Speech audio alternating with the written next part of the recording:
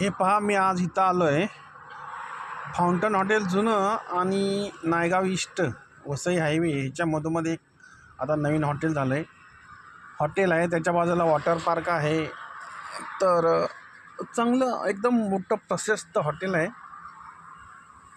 Lemon tree हॉटेलचं नाव आहे आणि फाउंटन सिटी म्हणून नाव लिहिलं आहे.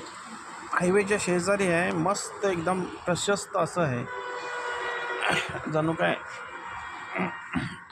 आतमध्ये एकदम ताजमहलसारखी सर्विस आहे. छान आहे एकदम.